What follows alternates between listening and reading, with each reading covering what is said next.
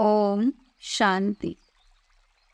Spark audio book का नाम है प्रजातंत्र से राजतंत्र, पार्ट 3।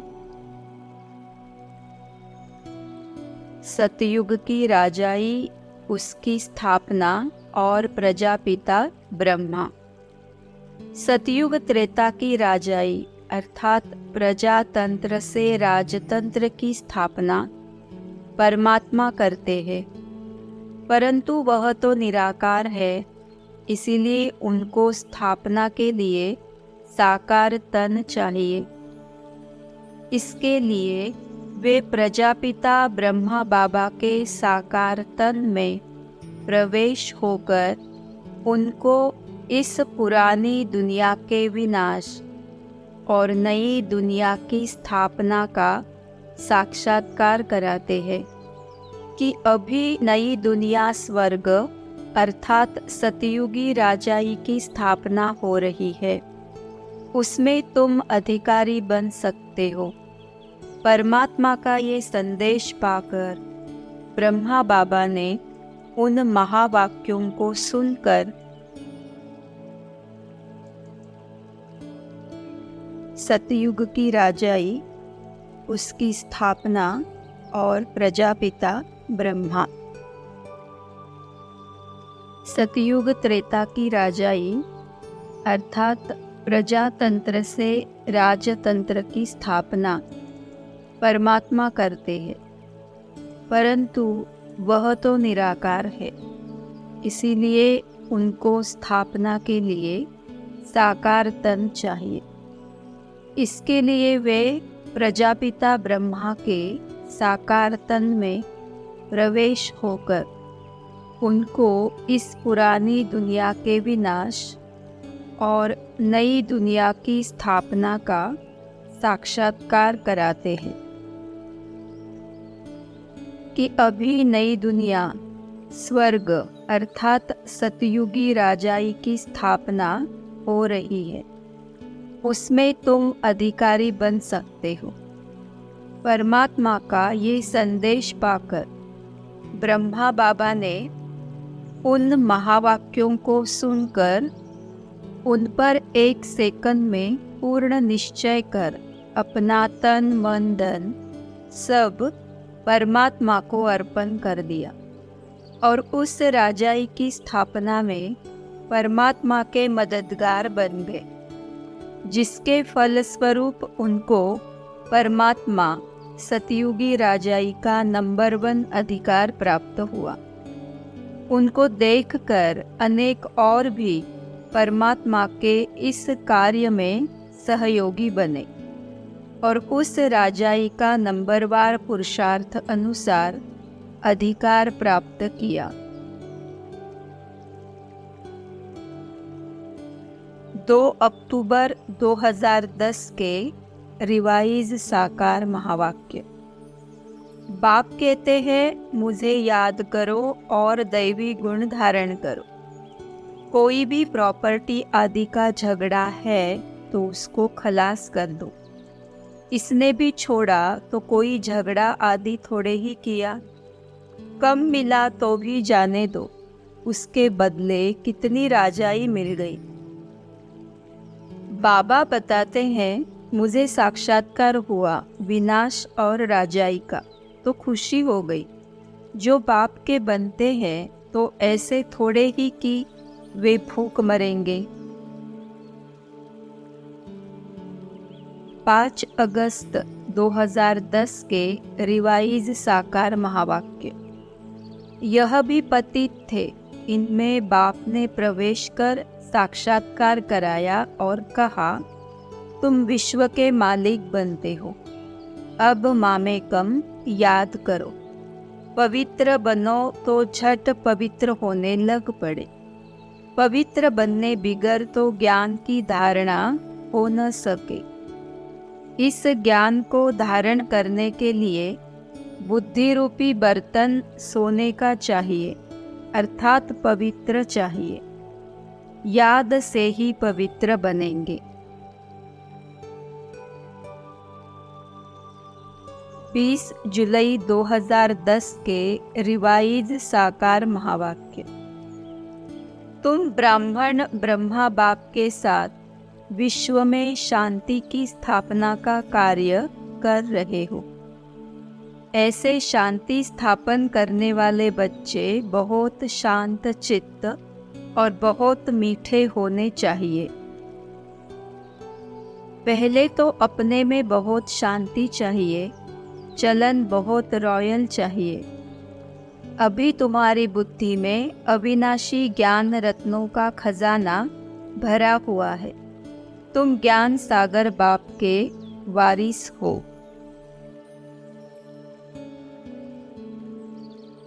21 जनवरी 1972 के अव्यक्त महावाक्य। ऐसी न्यारेपन की स्टेज में रहने से अन्य आत्माओं को भी आप लोगों से न्यारेपन का अनुभव होगा। वे भी न्यारापन महसूस करेंगे। ऐसे चलते फिरते फरिश्तेपन के साक्षात्कार होंगे। यहाँ बैठे हुए भी अनेक आत्माओं को, जो भी आपके सतयुगी फैमिली में समीप आने वाले होंगे, उनको आप लोगों के फरिश्ते रूप और भविष्य राज्य पद दोनों के इकट्ठे साक्षात्कार होंगे। जैसे शुरू में ब्रह्मा बाबा के संपूर्ण स्वरूप का और श्री कृष्ण दोनों का साक्षात्कार करते थे।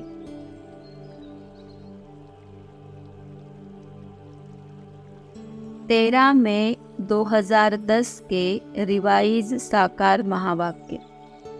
तुम जानते हो अभी हम स्वर्ग में जाते हैं, फिर भी बच्चों को खुशी का पारा नहीं चढ़ता है।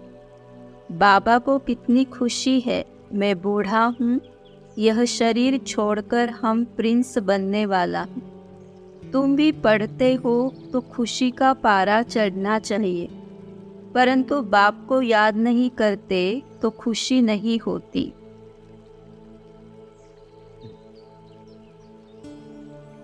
20 अक्टूबर 2010 के रिवाइज साकार महावाक्य। अभी तुम्हारी बुद्धि में है इतने सब धर्म कैसे आते हैं, फिर कैसे आत्माएं ब्रह्म तत्व में अपने अपने सेक्शन में जाकर रहती है। यह सब ड्रामा में नूंद है। दिव्य दृष्टि का दाता बाप ही है। बाबा को कहा, यह दिव्य दृष्टि की चाबी हमको दे दो तो हम कोई को भी साक्षात्कार करा दे। बाबा बोला, नहीं, यह चाबी किसी को भी मिल नहीं सकती। उसकी एवज में तुमको विश्व की बादशाही देता हूँ। साक्षात्कार होने से खुश हो जाते हैं, परंतु मिलता कुछ भी नहीं है। इनको भी पहले विष्णु का साक्षात्कार हुआ और देखा मैं महाराजा बनता हूँ, तो बहुत खुश हो गया। विनाश भी देखा और राजाई को भी देखा। तब निश्चय बैठा, ओहो, मैं तो विश्व का मालिक बनता हूँ। बस बाबा को कहा, यह सब आप ले लो, हमको तो विश्व की बादशाही चाहिए। तुम सब भी यह सौदा करने आए हो ना। 6 अक्टूबर 2010 के रिवाइज साकार महावाक्य। प्रजापिता ब्रह्मा और ब्राह्मण है चोटी। एक ब्रह्मा की बात थोड़े ही होती है। इस समय ब्राह्मणों का बड़ा भारी कुटुंब होगा ना, जो फिर तुम दैवी कुटुंब में आते हो। इस समय तुमको बहुत खुशी होती है, क्योंकि लॉटरी मिलती है। राजधानी स्थापन करने में मेहनत लगती है। बाप कहते हैं, यह ड्रामा बना हुआ है, इसमें मेरा भी पार्ट है। विश्व में राजशाही की स्थापना और विश्व कल्याण की भावना। विश्व में राजशाही और विश्व कल्याण। बाप आकर विश्व में राजाई की स्थापना करते हैं और विश्व की सर्व आत्माओं का कल्याण करते हैं तथा तत्वों सहित सारी दुनिया को पावन बनाते हैं। जो आत्माएं साकार में आए परमात्मा को पहचान कर उनकी बनती है, उनमें स्व कल्याण और विश्व कल्याण की शुभ भावना स्वतः जागृत होती है। जिस विश्व कल्याण की भावना से वे विश्व की सेवा करती है और उस सेवा के आधार पर विश्व में राजाई की स्थापना होती है। जो आत्माएं जिन आत्माओं के कल्याण के निमित्त बनती है, वे आत्माएं ही उनकी भविष्य राजाई अर्थात सतयुग त्रेता में जब वे राजा बनते हैं, तब उनकी राजाई में विभिन्न पदों और प्रजा के रूप में आती है। इस प्रकार विचार किया जाए तो हम देखते हैं कि भविष्य सतयुग त्रेता में राजाई पाने का मुख्य आधार है विश्व कल्याण की भावना। परमात्मा ही साकार में आकर राजाई की स्थापना का ज्ञान देकर आत्माओं में विश्व कल्याण की शुभ भावना जागृत करते हैं। जिस विश्व कल्याण की भावना के आधार पर ही आत्माएं विश्व की सेवा करती है और विश्व में राजाई की स्थापना होती है।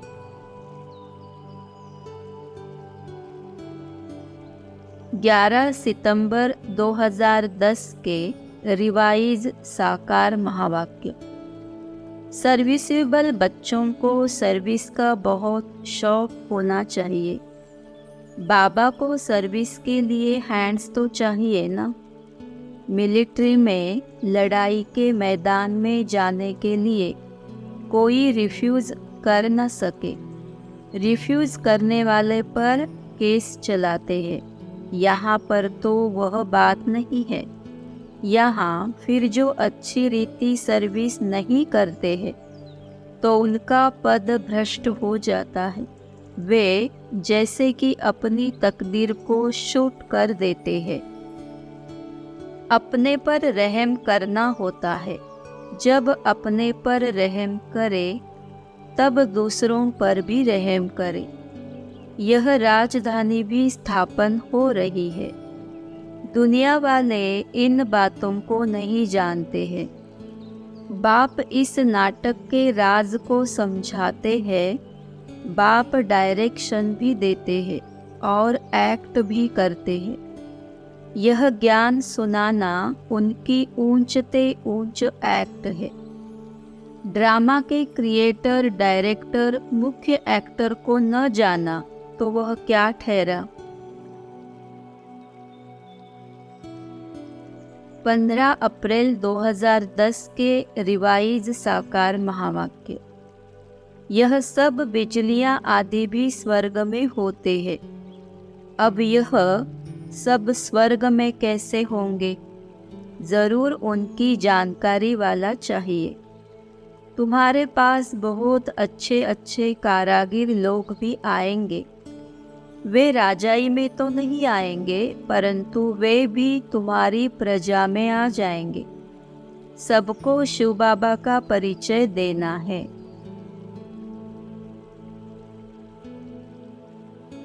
17 सितंबर 2010 के रिवाइज साकार महावाक्य। बाप कहते हैं, एक तो देही अभिमानी बनो और बाप को याद करो। जितना याद करेंगे उतना अपना कल्याण करेंगे।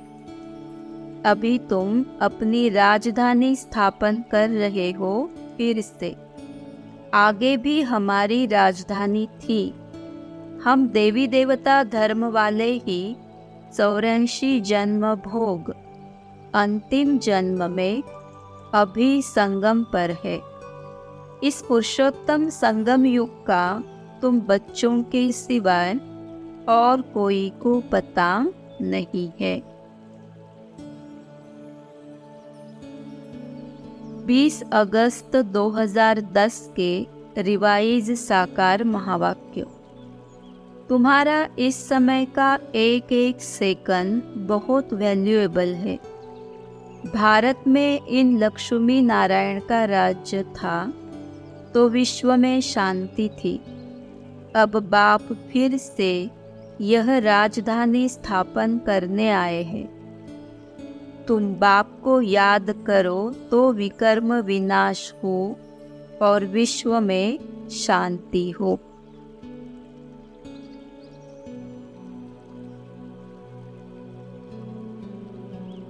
राजतंत्र और सतयुग त्रेता, अर्थात सतयुग त्रेता का राजतंत्र।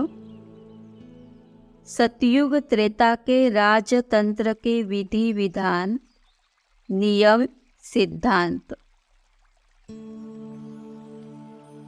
इस सृष्टि चक्र के 2 भाग हैं, जो स्वर्ग और नरक या दिन और रात के रूप में जाने जाते हैं। परमात्मा आकर जिस राजतंत्र अर्थात राजाई की स्थापना करते हैं, उसके आधार पर सतयुग त्रेता में चक्रवर्ती राजाई चलती है।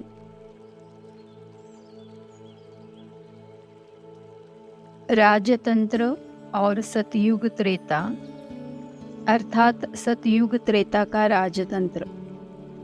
सतयुग त्रेता के राजतंत्र के विधि विधान, नियम, सिद्धांत।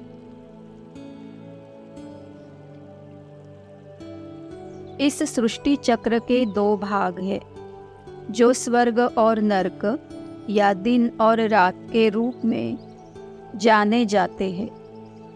परमात्मा आकर जिस राजतंत्र अर्थात राजाई की स्थापना करते हैं, उसके आधार पर सतयुग त्रेता में चक्रवर्ती राजाई चलती है, जहाँ एक धर्म, एक राज्य होता है और वह दैवी राजाई पूरे दोनों युगों में राजाई चलती है। द्वापर से भी विश्व में तो राजाई चलती है, परंतु उसमें एक धर्म, एक राज्य नहीं होता है। अर्थात उस समय विश्व में कोई चक्रवर्ती राजाएं नहीं होते हैं। कलयुग के अंत में वह राजाई भी खत्म हो जाती है और विश्व में प्रजा ही राजा बन जाती है। अर्थात विश्व में प्रजातंत्र की राज व्यवस्था आ जाती है। सतयुग त्रेता के राजतंत्र में सब व्यवस्था स्वचलित होती है। समय पर हर राजा अपने उत्तराधिकारी को राज सिंहासन पर बिठाकर वानप्रस्थ ले लेता है। अर्थात किसी को राज सत्ता के साथ कोई लगाव नहीं होता है। सतयुग त्रेता के राजतंत्र में प्रकृति भी सतोप्रधान होती है, इसलिए सारा कार्य समय पर होता है। प्रकृति से आत्माओं को सब सुख सुविधाएं सहज प्राप्त होती है। कब किसी प्रकार से तत्व उपद्रव आदि नहीं करते हैं। इसीलिए कहा जाता है कि वहाँ प्रकृति भी दासी होती है। सतयुग त्रेता के राजतंत्र में कोई राजा किसी की राजाई को छीनने का संकल्प नहीं करता, क्योंकि सभी अपने में संपन्न, संतुष्ट, प्रसन्न होते हैं। परस्पर प्रेम और सौहार्द होता है। युग त्रेता के राजतंत्र में राजसत्ता और धर्मसत्ता एक राजा के ही हाथों में होती है, क्योंकि राजाए धर्म संपन्न होते हैं, जबकि द्वापर कलियुग में राजसत्ता और धर्मसत्ता अलग अलग हाथों में हो जाती है, क्योंकि राजाओं में विलासिता आ जाती है। कुछ न कुछ विकार द्वापर आदि से ही राजाओं में और प्रजा में आ जाते हैं। सतयुग में समानांतर 8 राजाइयाँ चलती है, जो जनसंख्या वृद्धि के साथ त्रेता में बढ़कर 12 हो जाती है। सतयुग में हर राजा को एक पुत्र और एक पुत्री अवश्य होती है, इसीलिए किसी को उत्तराधिकारी के लिए सोचना नहीं होता है। त्रेता में कुछ अंतर अवश्य होता होगा, जिसके आधार पर 8 से बढ़कर 12 समानांतर राजाइयाँ हो जाती है, परंतु दोनों युगों में राजाओं में किसी प्रकार का मतभेद, लड़ाई आदि नहीं होती है। बाबा ने यह भी बताया है कि सतयुग त्रेता के राजतंत्र में राज सिंहासन के पीछे विष्णु चतुर्भुज का चित्र रहता है। भल सतयुग त्रेता में भी साकार में बच्चे को राजाई तो उसके बाप से ही वर्षे के रूप में मिलती है, परंतु वह है परमात्मा का आत्माओं को वर्षा, जो परमात्मा संगम युग पर देते हैं। अर्थात संगम युग पर परमात्मा की श्रीमत पर पुरुषार्थ करके परमात्मा से वर्षे के रूप में पाते हैं। इसीलिए उसके लिए वहाँ कोई मेहनत नहीं करनी होती है। सतयुग में आत्माओं के कर्म अकर्म होते हैं, अर्थात उनसे न पाप बनता है न ही पुण्य बनता है, परंतु फिर भी जो वे उपभोग करते हैं उससे उनका संचित खाता कम जरूर होता है। इसीलिए उस राजाई में भी निरंतर सुख की कलाएं कम होती जाती है, परंतु किसी को कोई दुख नहीं होता है। उस राजाई की ये विशेषता है कि सुख की कलाएं निरंतर कम होते हुए भी किसी को उसकी महसूसता नहीं होती है, उसकी कोई चिंता नहीं होती है। राजा रानी दोनों को 2 ताज होते हैं, अर्थात एक शक्ति का प्रतीक रत्न जड़ित ताज होता है, दूसरा शक्ति के साथ धर्म सत्ता भी होने के कारण पवित्रता का प्रकाशमय ताज भी होता है। द्वापर युग से राजसत्ता और धर्म सत्ता अलग अलग हो जाती है, जिसके कारण राजाओं को शक्ति का प्रतीक रत्न जड़ित ताज होता है और धर्म पिताओं आदि को पवित्रता का प्रतीक प्रकाशमय ताज होता है। सतयुग त्रेता में राजा और रानी दोनों साथ में राज सिंहासन पर बैठते हैं, क्योंकि वहाँ दोनों को समान अधिकार होते हैं। राजा प्रजा में पिता पुत्र का संबंध होता है, अर्थात राजा प्रजा की पुत्र तुल्य पालना करता है और प्रजा राजा का पिता तुल्य सम्मान करते हैं। सतयुग की दैवी राजाई की स्थापना वर्तमान के भारत में होती है और उसका विस्तार त्रेता के अंत तक सुदूर पश्चिम उत्तर पूर्व तक हो जाता है। इसीलिए मिस्र, यूनान, रूस, इंडोनेशिया आदि में आज भी भारत की दैवी सभ्यता के प्रतीक देवी देवताओं के मंदिर आदि मिलते हैं। स्कूल में सब पास थोड़े ही होते हैं, पास भी सब नंबरवार होते हैं। यह भी पढ़ाई है। इससे राजा भी बनने हैं तो प्रजा भी बनना है।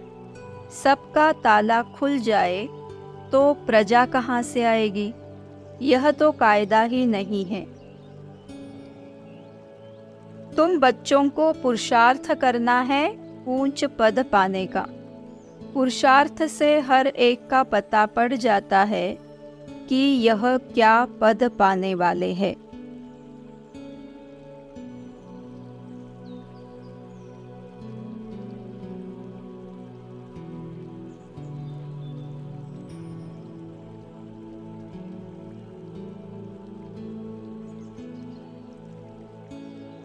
ओम शांति।